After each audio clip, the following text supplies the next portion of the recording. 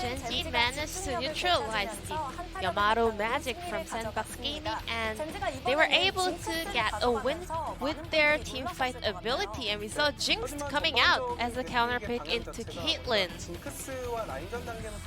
However, Gen.G was not focused around Jinx at all. Well, they were just trusting Ruler's form. At the same time, they locked in Braum, and SANDBOX got R5 GP.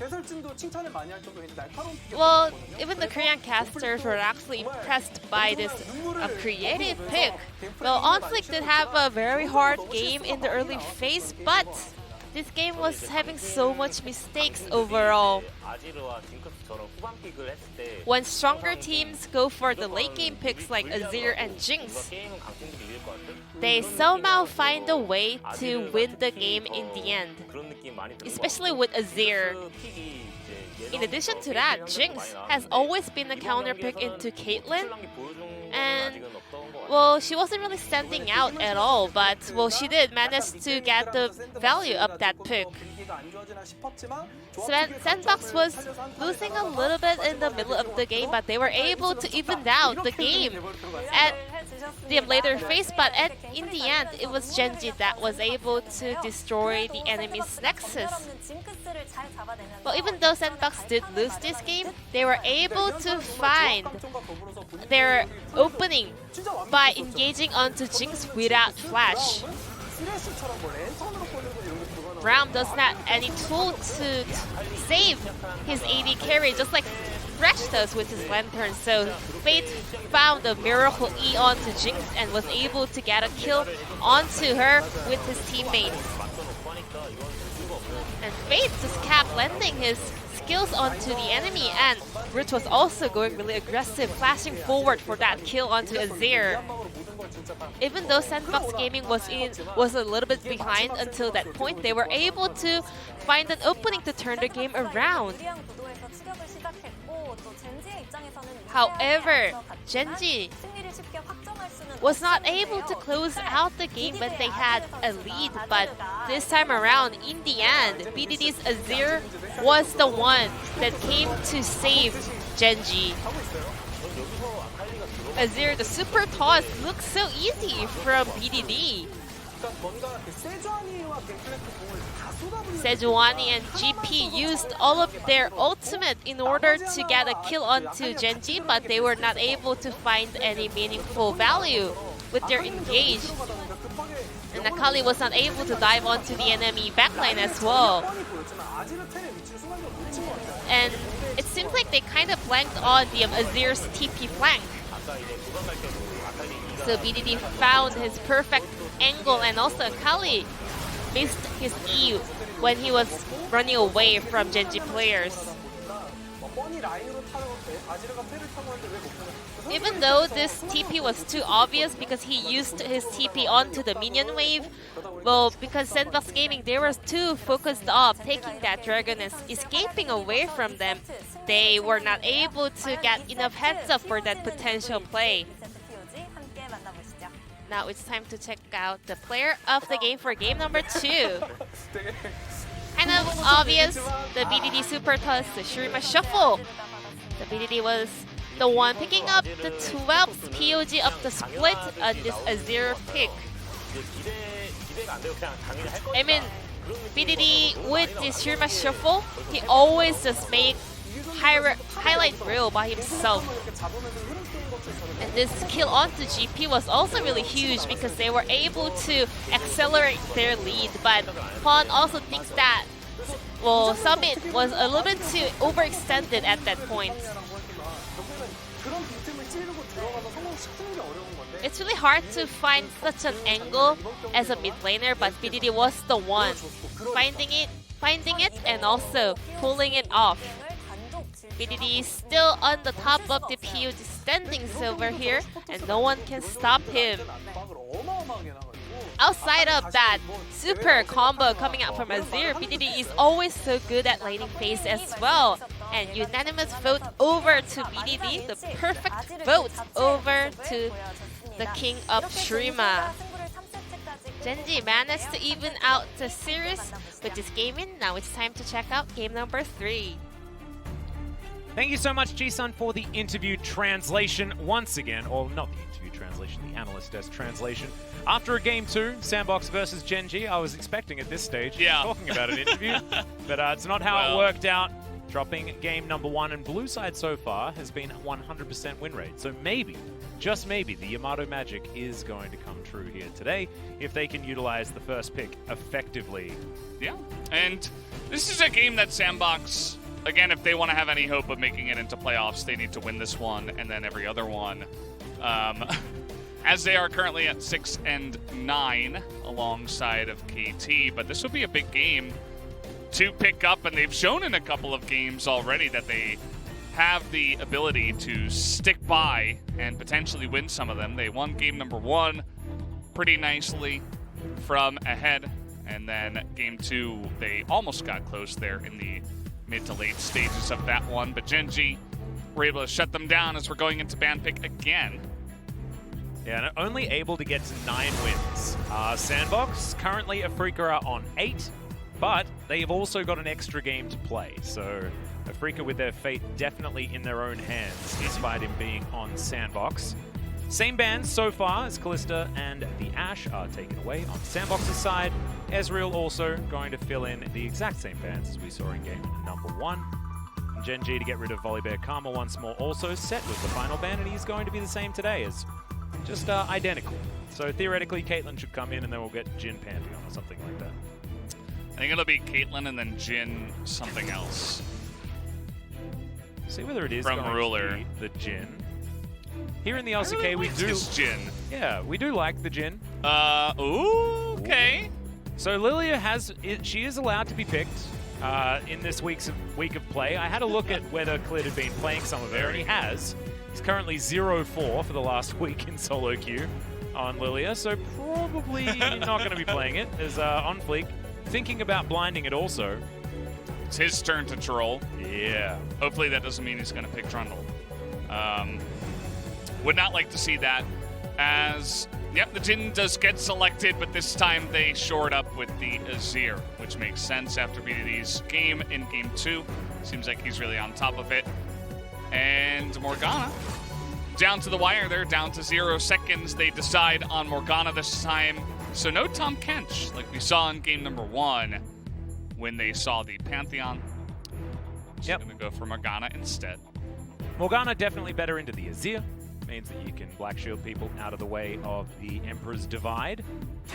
Assuming he's going for one target. If he's going for multiples, then you're definitely up the creek. As Zoe going to be picked into the Emperor this time around. Now, there is Bard available.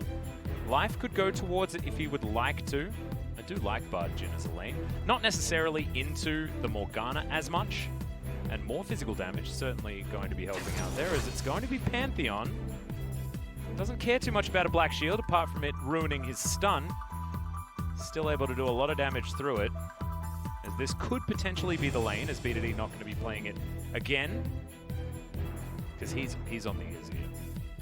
Yeah, I'd imagine that that will definitely go down into the bottom side, but again, maintaining the flex potency, as we always like to see. Yep. What are going to be the bans here? Will we focus on the jungle, or will it be the top lane? Summit's Ornn obviously had a lot of value in game number 1. Even with buffing up the Caitlyn and the Zoe, got them to the later power spikes even faster. I think Ornn's a really intelligent ban. I also felt like Summit laned extraordinarily well on the champion. Not sure why I can't speak today. As Lucian to be taken off the board. Try and deny some of those powerful laning champions, I guess. Although I don't know whether Lucian necessarily fits very well into the lane. There is the Jace ban. I mean, maybe they want to play Jace or Renekton. The Jace gets banned. But, I mean, you're going up against Rascal. There's a chance that he could just pick it if he sees any pressure and he really wants to play it. So they're going to ban away the Nidalee and hold that up and say, well, maybe we'll play it ourselves. But what is going to be the choice here for Gen.G? Are we going jungle? I mean, Kennen's available. Definitely a high value pick for blind pick topside, but it looks like Wukong going to be a consideration here. Maybe a little bit of Wombo. Definitely the case.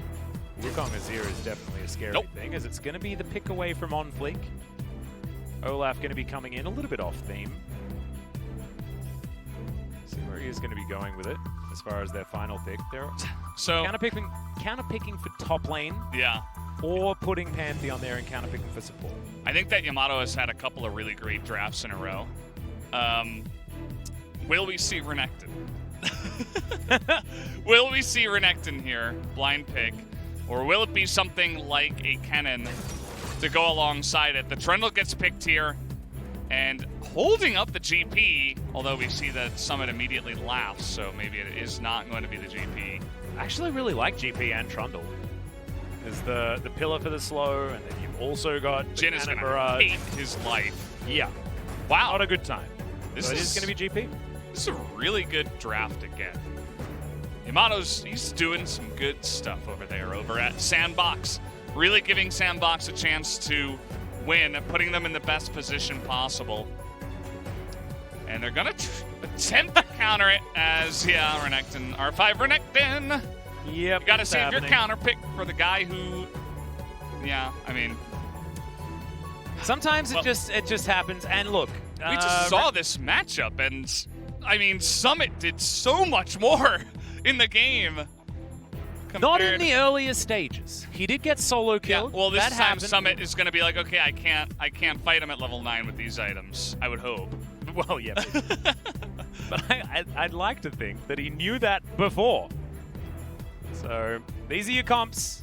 Certainly some scaling on SANDBOX's side, and Jin does a lot of damage, but with a big burly Trundle to contend with, it might be more difficult for the Jin to reach his full potential. Yeah, Jin is absolutely a difficult composition for him to go up against. You're going to be dodging pillars, bubbles, barrels, cannon barrages, traps, bindings. There's going to be a million things flying at you, and obviously they have a lot of range as well. You could even reach with GP with your own barrels and the cannon barrage, as aforementioned, but same as game 1 where you've got the Caitlyn Zoe combo. But this time with extra range with the Morgana. You also have to hit your curtain call from really far away, because the Trundle pillar can block you out of it. You can also just be standing on top of the cannon barrage, and theoretically it doesn't matter how far you're standing, that's global. So you're going to be hit by that anyway, but might be able to tank up a few barrages. I do like the comp, and I do like the Gangplank just in general, as we'll see whether Gen.G can overcome it here in order to hold on to their chances of staying in 3rd place. Does rely on T1 in our second matchup of the night. They'll be facing Afrika. And if T1 beat Afrika and SANDBOX beat Gen.G, then SANDBOX's chances of going to playoffs rise even higher. Yes, very true. And this is going to be crunch time for a lot of the teams you just mentioned. T1, they have... Okay, this is a little bit distracting. It's too many arms, man. Jin is just... Ooh, they got the bass in there, too. Yeah, I actually didn't know his dance was so funky.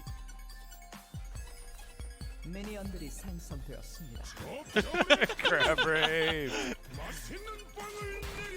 Alright, well, at least they're still having fun. The music. Let's just play that for the first 5 minutes of the game. Yeah, exactly. But, the schedules are it's definitely crunch time, right? Especially for T1, they have Dalmon next week and DRX. Yeah, their last week is a toughie. It's going to be difficult for them. They've been slowly ramping up with Closer in the mid lane, and it's been looking good so far, but he's going to go into some really experienced mid laners that are probably better than him right now, and they're not going to be able to rely on him to just carry up against the weaker side of the LCK anymore. So, but every loss that Gen.G takes definitely gives T1 an opportunity to potentially climb. See Ruler holding onto his last bullet, and Gen.G have been able to shove in the Caitlyn Morgana so far. Let's see how Gen.G cope with this lane. A binding's going to miss, and that's certainly a good way of doing it, as Life going to move on forward. It's a lot of damage with that Q follow-up as well.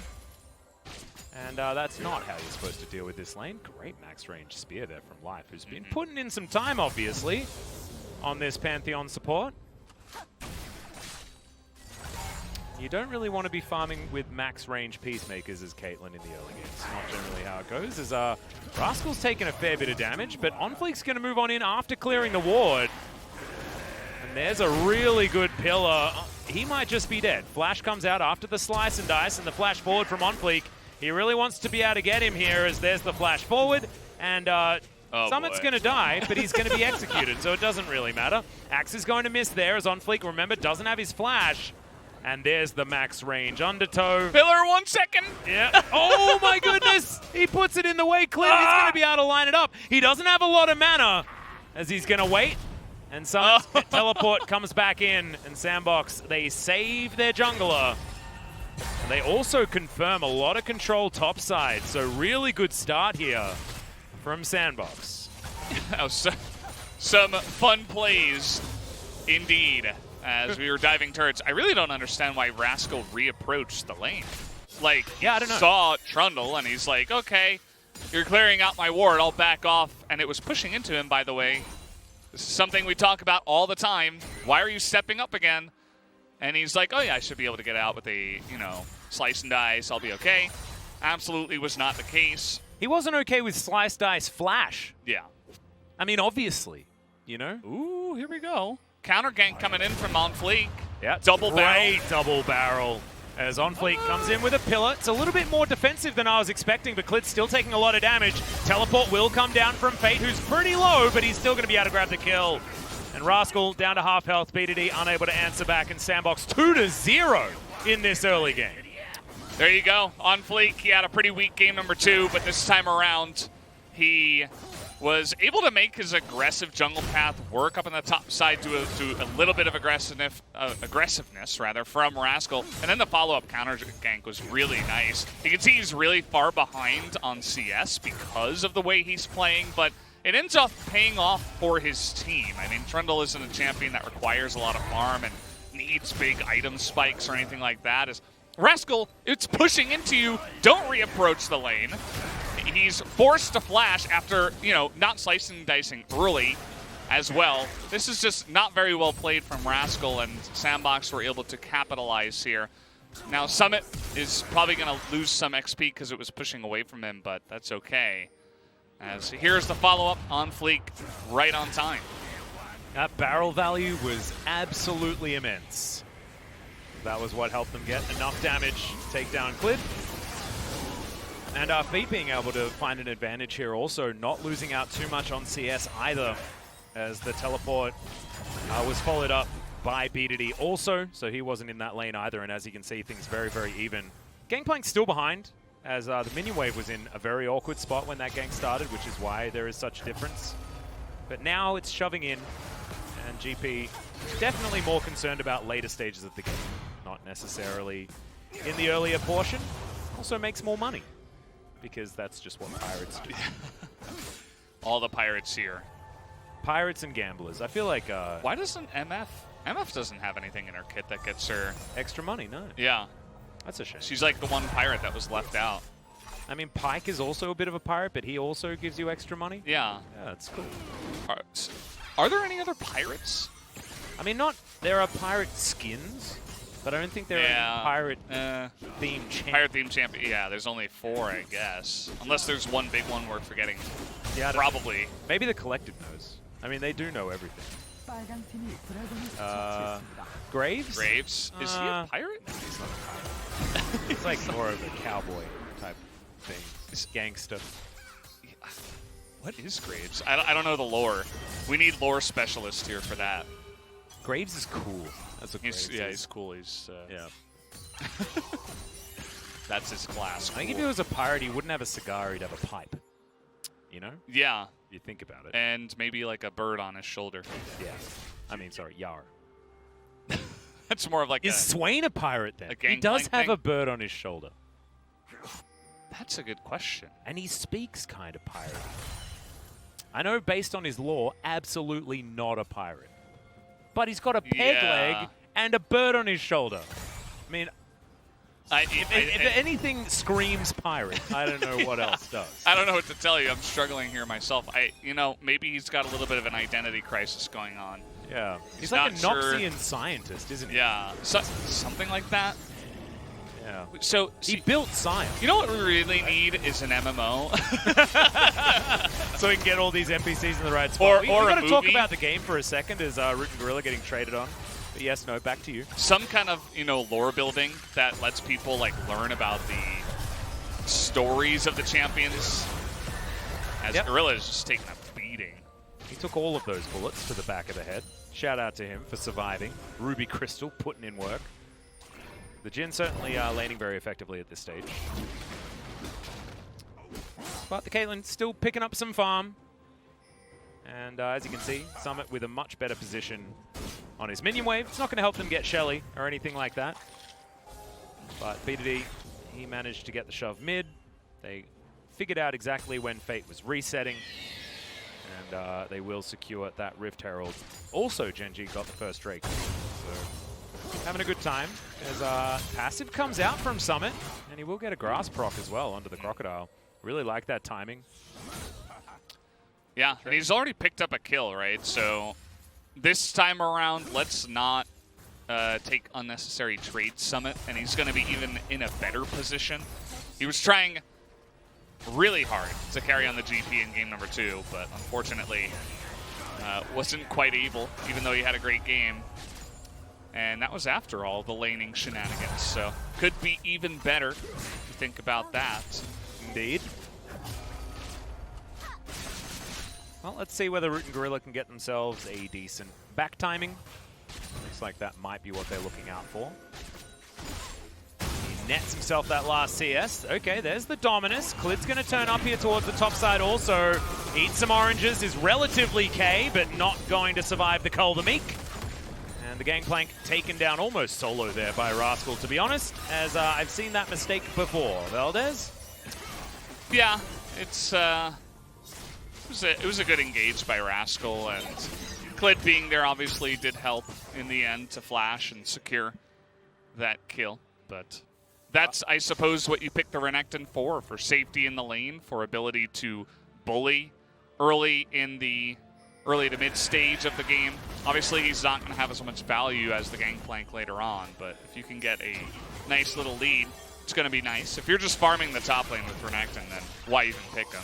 Yeah, that's a good point. Generally what happens a lot of the time, which is why we question it a lot of the time, but we'll have to wait and see. I think that's also why Renekton gets picked a lot in other regions, because they fight a bit more, and Renekton's great at fighting early to mid and get you some big leads. Pantheon's skinnier than I thought, I guess. Yes, as the observers showed us, Root did have to flash as that curtain call came down. I believe that was due to life. Grand Sky falling in. Gorilla's going to face check. That's absolutely not what you want. Deadly Flourish comes down. Gorilla, going to flash out of the way. Doesn't get the extra stun. And that is going to mean it's a free kill for Gen.G. No follow-up available for OnFleek or Fate. The bubble not going to connect onto anyone as they're looking to pilfer some plates down here. And Gen.G will be able to. OnFleek walking over a ward. Looking to try and clear that one up. There's Summit with his oranges. Probably will be okay. Yeah, there is Shelly. They're going to be picking up a lot of value here for their bottom lane. Just like going to split it between the jungler and Ruler. Another Dominus, and Summit, he doesn't have Cannon Barrage available. That's just a solo kill for Rascal. Looks like he's snowballed just enough as the Dark Bindings need to hit Gorilla. As the flash out does eventuate anyway. Onto life. Bubble not going to connect. SANDBOX just not looking like they have it together here in game number 3. Certainly takes a lot in order to keep your heads in it. It's not over yet. Close to 12 minutes in. But we're moving towards a 2,000 gold lead, and if a Renekton gets this far ahead, then the Gangplank not going to look like as intelligent as a choice. Intelligent is intelligent and relevant. Yeah, Intelligent. I need an Intervent. based on my, my ability to Pastor speak intervention. English. Yep. Yeah, I mean, this is it's definitely disappointing from Summit. We have seen Gangplank survive. You have to play a little bit safer. You have to play a little bit passive, right? You can't just run straight into the Renekton after taking trades, as we're going to see Gorilla check here. It's weird timing because the Dragon's not even up, and he just saw, like before this, they were clearing out the vision in that brush. So why are you face checking at level 6 as Morgana? Definitely a mistake from Gorilla. And this is Summit, he's trying to get in range to get some XP as the lane is pushing away from him. Why did the lane end up in this stage is another question, as scary Renekton. I don't know about diving him right now. Yeah. Onflake didn't actually throw out the subjugate or anything like that. No flash for Summit though, and that's why he has to play topside a little bit more. Back comes in from Rascal, and he can teleport if he wants to. May not even need to. And Summit, you know, this is the thing about GP is, like, even though he got dumpstered in lane, like, just straight up, he made a couple mistakes and got killed a couple times, he's still probably relatively even on gold because he is GP and he's going to scale better. So this is the thing about GP where it's like, obviously Renekton is going to have a more fun time in the lane. He can counter you early, but the GP is just going to offer so much value as the game just come along, and you just get more and more money. And so Summit, you know, the main thing for him is to not get tilted because of the laning phase. He should know that, yes, okay, as the game comes along, I'm going to be in a pretty nice spot. Speaking of nice spots, Fate, the only one on SANDBOX with a gold lead against B2D's Azir, is no mean feat. Puddle comes down on top of Clid. The binding comes in here, has to Ragnarok, as Onfleek probably didn't want to go that direction, as I believe that was procced elsewhere, or it was a mistake. Now looking for more, but not able to find anything. Cannon Barrage is now on cooldown, and so now Summit's dead. And Rascal going to get slowed, but is going to flash. Is that another free solo kill? Yeah, it is. Oh boy, yeah, Summit's scratching his head. That's kind of how I feel too.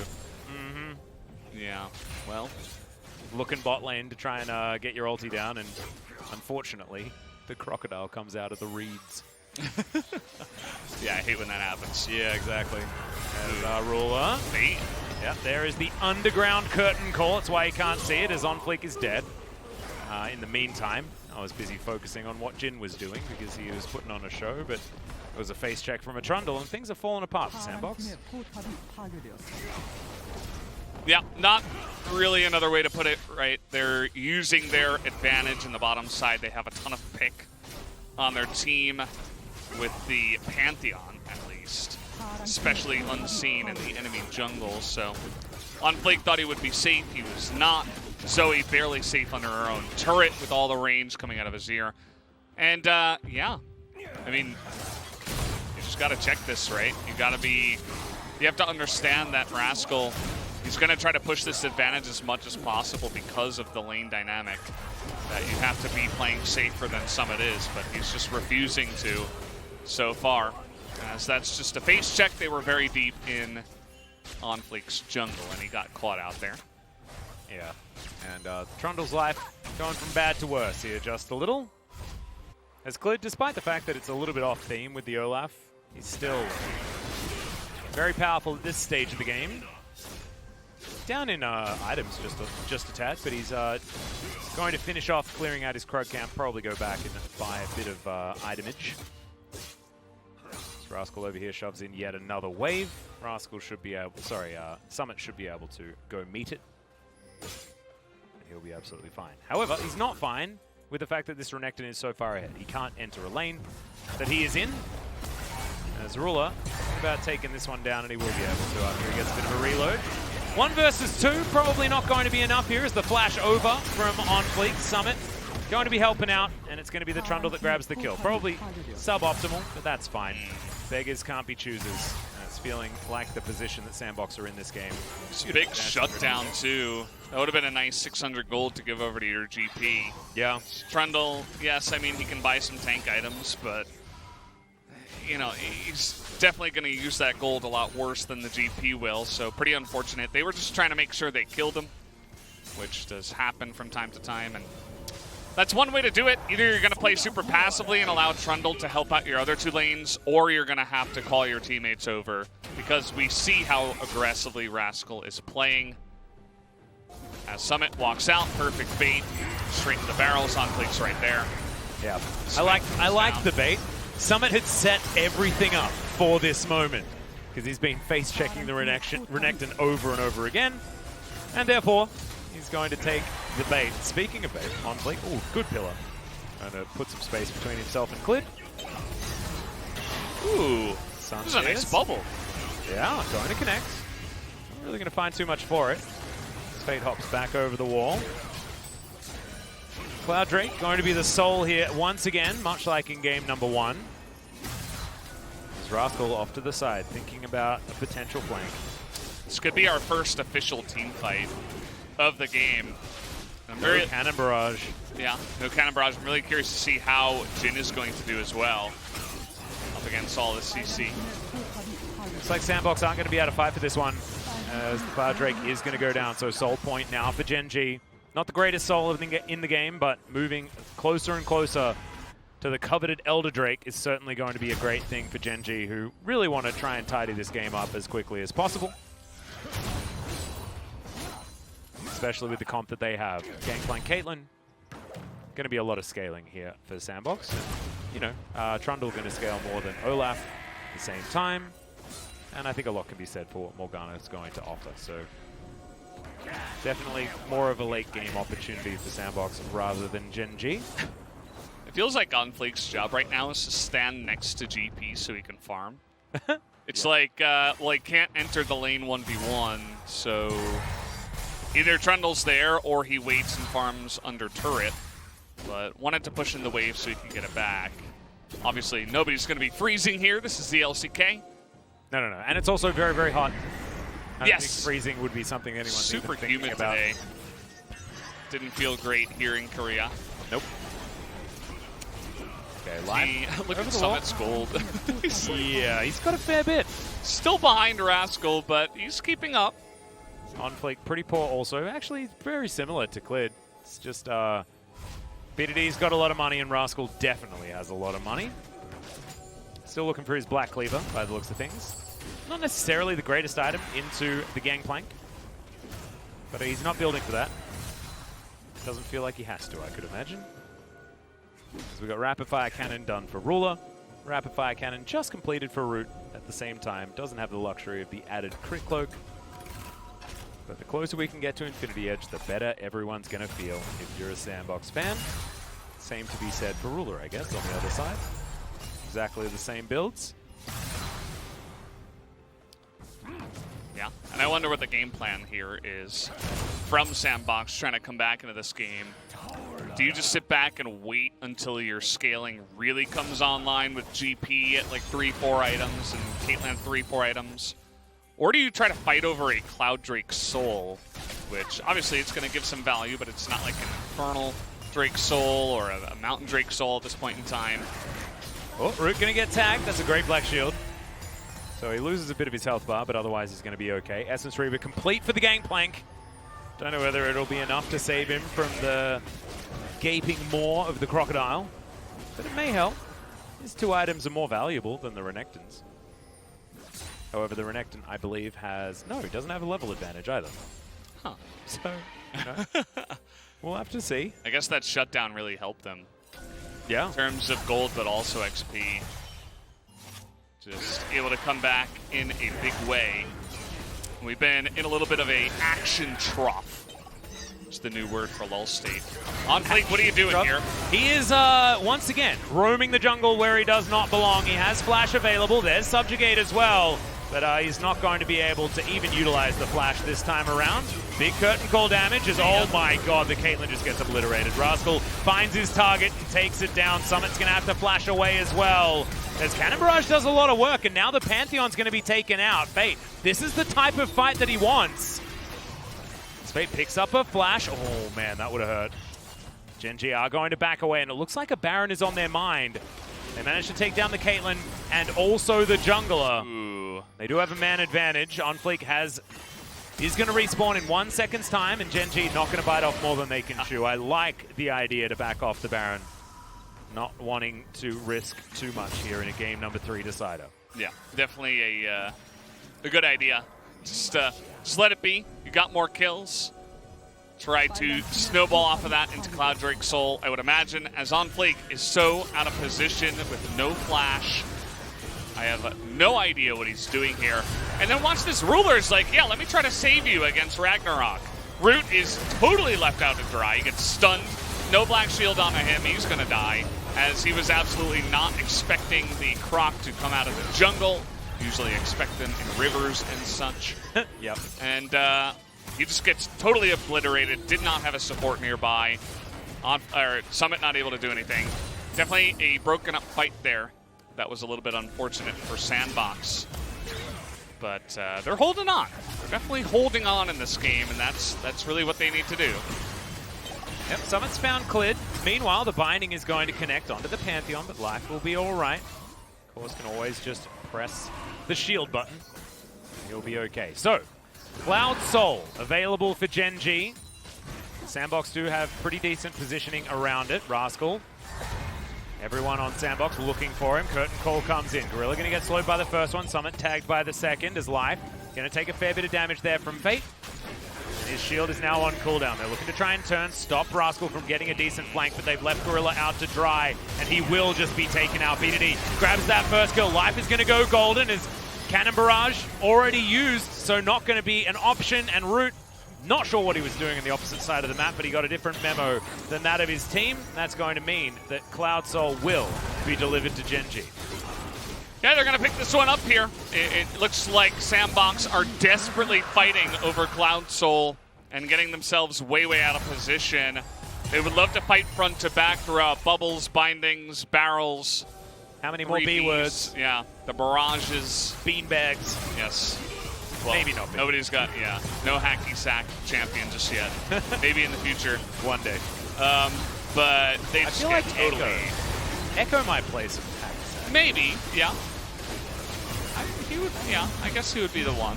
I don't know why. I feel like he's just the right age for hacky sack. As in goes BDD, he's going to scoop out OnFlake, who's just thankfully he got that blue, right? Yeah, what about those the isolated death stats?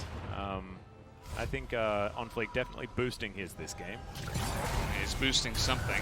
As we're going into the replay here, you can see that Fate a little bit out of position, takes the plant over to join his team, and gets Gorilla in so much trouble.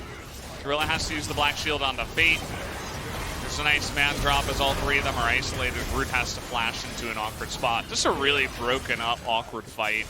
That you can see that SANDBOX have tools. They have a lot of damage. Yeah, but that was not the way to use it. That was not the fight you were looking for. And yeah, definitely not fought well in that one, as they also gave another free kill and a blue over the side of Gen.G, who now have Baron for 2 minutes and would like to end this game before the next 10 minutes. Zoe going to go back and I think complete Rabbidan's Death Cap, but has 0 penetration at the moment, so basically needs a Void Staff before he's actually going to be doing relevant damage, and I don't know whether he's going to be given enough time to get towards it. 7,000 gold the lead. Baron secured by Gen.G very freely. And that's a snare onto OnFlake, who is not a tank. He is absolutely not. He's taking way too much damage. Rascal splitting on the bottom side, very easily capable of taking down the inner turret by himself. As Summit has no right to go up against the Crocodile. He's too scary. And a curtain call comes in just to buy them space to take down the inhibitor turret. Really nicely played from Gen.G. The last one does go wide, but they have taken down the turret here as there's the Emperor's Divide onto 3. Root once again going to be taken down. That's 3 team fights in a row without the Caitlyn. And SANDBOX is going to be swept up. A double kill for Cleared as there's the Jhin damage that we've been waiting for. And Fate, he's going to get snared up. There's the flash forward, but he does go golden, and the Pantheon is going to be taken down. But now there's a gigantic Crocolisk underneath the turret. And Gen.G will be able to put a pin in it at 27 minutes. A much better performance in games 2 and 3, but unfortunately, I feel like SANDBOX had the right idea out of the gate, but the execution, 2 games in a row, just didn't work out. Yeah, there you go. Down goes the Nexus, and Gen.G will pick it up. They eventually get the win, but at the end of the day, we always have to judge these top teams based on how well they win. I think Game 3 was good. They dominated in pretty much every facet, but game number 1 and 2, I was like, you know, what's going on, Gen.G? You know, SANDBOX are good. They had 3 good drafts, but still, definitely some questions to be asked here of the team. Good showing by SANDBOX, actually, up against a strong team today. Yeah, it was. I do want to shout out Rascal. I like it. I like it when we're proved wrong, but when it's an R5 Renekton, it is certainly a surprise case. But he was just all over the Gangplank the entire game. Played very, very well, and showed us that sometimes it is the right thing to do. A lot of the reason why we didn't like the last pick Renekton is because a lot of the teams in the LCK didn't play very quickly, right? So this game was finished in 27 minutes. The Renekton held on to all of his relevance, right? And so it wasn't a big deal. If this game had gone to 35, Gangplank would have been doing a lot more. And yeah, you'll see the damage graph, and the Gangplank will definitely have done a decent amount of damage. It also helps when the Gangplank is kind of just running down the lane saying, here, take me. I mean, yes, that does help also. You know, Summit, I think he knows it as well. He was kind of a bit tilted, scratching his head on camera, and definitely looked frustrated. It's not an easy lane, right? It's definitely not an easy one, but the Renekton this time around gets the better of us, unfortunately. Yep. And Rascal, I mentioned it before, I think he's really underrated. He had a little bit of a shaky game 1. Yeah. And there was that question mark where he pushed up in this game at level 2. But other than that, still very good. Yeah, game 1 it was more disrespecting the Ornn, things like that, and then the game sort of scaled out of control. But in the last couple, I mean, Renekton versus GP is a lane that you should be able to win, but you have to win it extremely hard to stop the Gangplank from making your lead irrelevant by being a better champion in the late game. No late game existed in game number 3, and game number 2 as well was lost pretty early, as this was a decent start for SANDBOX, but unfortunately, guys, you have to continue winning, as I think he would have almost survived had the turret shots been aligned a little bit better, but that's okay. Yeah, things started off really well for SANDBOX too. I think this is where they struggle as a team. They had a good scaling draft, they got the early lead, and all of a sudden, top lane goes boom. Bottom lane gets pushed in, Herald goes down there, they're picking off Gorilla, essentially for free. And the game essentially collapsed in the early to mid stages because of just, you know, straight up getting outplayed.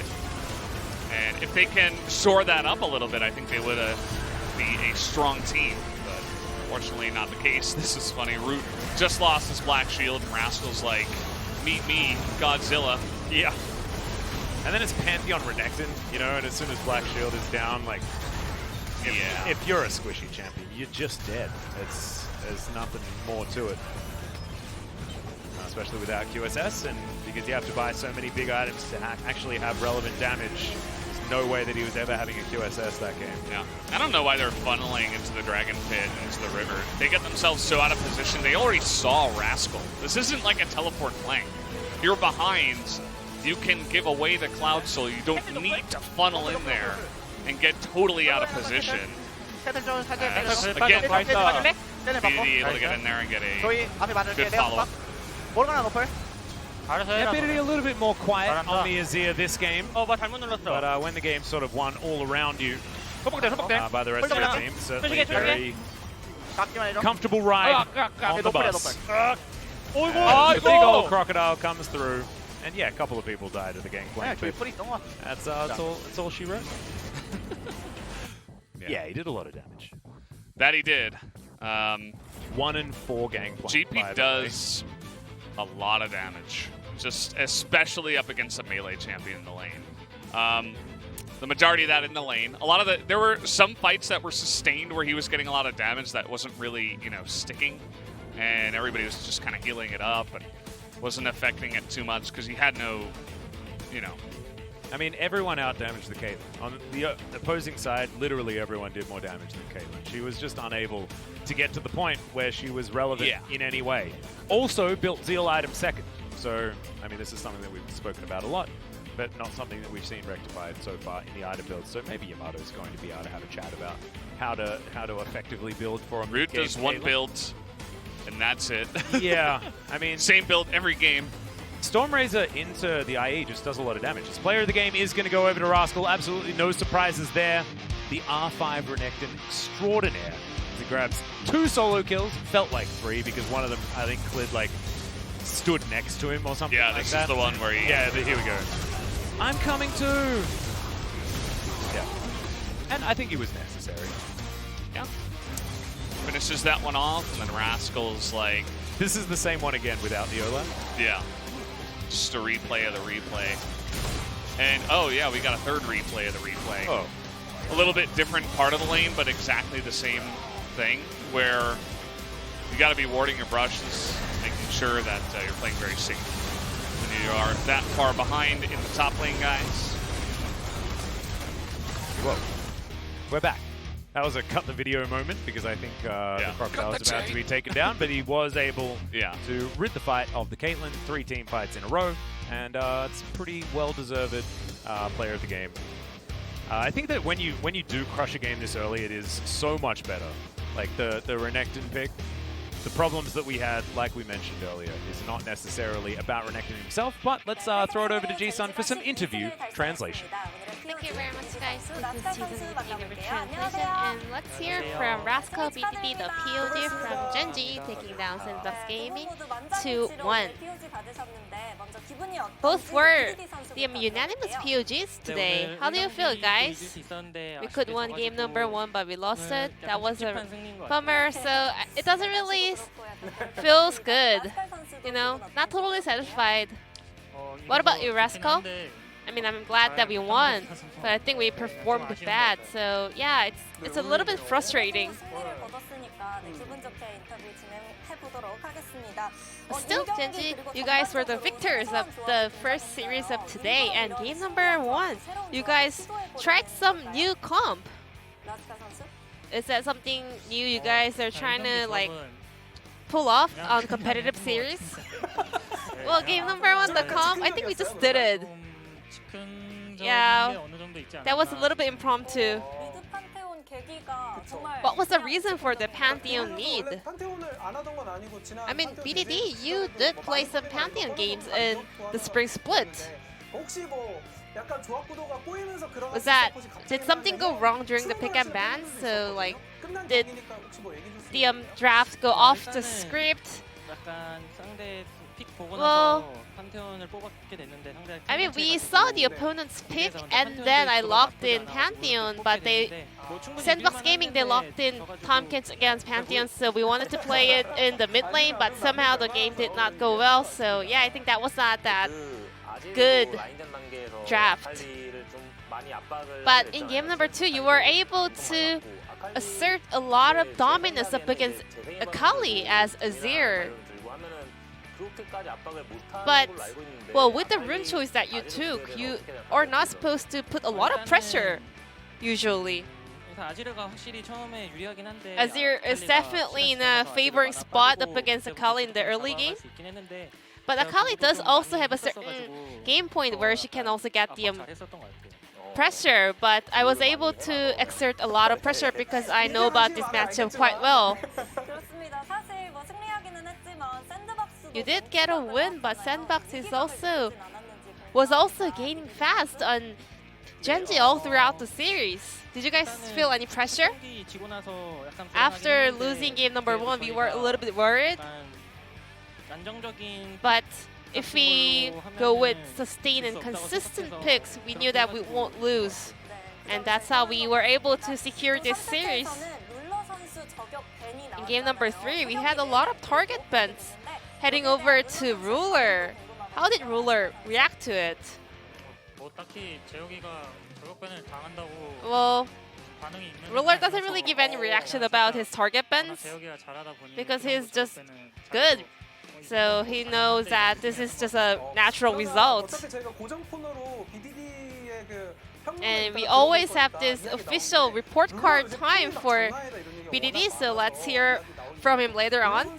But a lot of people have been saying that Ruler is now showing his prime time currently. I mean, he was able to force 3 bans out of him, and also he was able to exert a lot of pressure during the laning phase. So I want to give him 10,000 points out of 100. And in the end, you guys were hovering Vladimir. So Dongjun was actually really looking forward to it, but as you rotated to GP, he was a little bit let down. Was that telling that you are also able to play Vladimir in that game? Well, Vladimir is really weak in the early phase, so I wanted to go for a very confident pick, Renekton. And I think I performed better in the later game. And Rascal, you got 2 solo kills in game number 3. How did the players react to that? Nothing really special. Our team does not really give a lot of shout out or reaction to the teammates. BDD, what about now? And your Rascal getting solo kill is a natural thing. Just as natural as BDD's super toss. And Valdez actually mentioned that Rascal is the most underrated player here in the LCK. I mean, I'm happy to get that praise. Well, I have nothing to like promote about myself. Well, I mean, it's just my teammates performing so well, and I mean, maybe it's true that I'm getting carried. And BDD, I heard that you are enjoying the new facility you guys moved into. What about you, Rascal? Yeah, I love it too. I mean, BDD does snores a lot, so it kind of bothers me when we sleep, but outside of that, it's all good. But Rascal, he also gets out of the room in the middle of the night to go to the bathroom. So, I mean, we are interrupting each other. Now it's the BDD's report card time. Today, you are showing off a super sick Shurima shuffle. How would you like to rate yourself today? I'll get 1.3 because we lost 1 game. What about you, Rascal? How did BDD perform? I mean, he's still faking it, you know? I'll just give 1. I just don't like that kind of concept BDD is sticking to. BDD, would you like to change your report card? Nope. I mean, this is not my concept. I'm just being super real. I'm just being honest. What about Rascal? How did it perform? Well, I'm sad he was a little bit blaming me this time around, but I'm still good with Rascal. I think he did pretty well. And BDD, you definitely deserve more than 100 points for this performance, and your next opponent will be Hana Life Esports. What's your mindset going in that series? They did manage to get a win away from you in the spring split. We will do our best to prepare for the series and get a very entertaining victory up against them. I think there won't be many things to prepare. We'll have to stick to our usual routine, and we'll try our best to get the best results.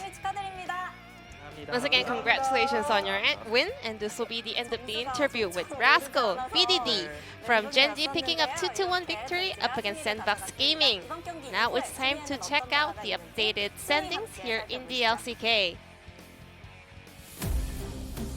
Thank you so much, Ji-sun, for the interview translation, as here is what has changed. Gen.G move up to 15 points in 3rd place, with T1 now having the opportunity to equal them by picking up a 2-0 against Afrika, and I believe this is also lights out for SANDBOX.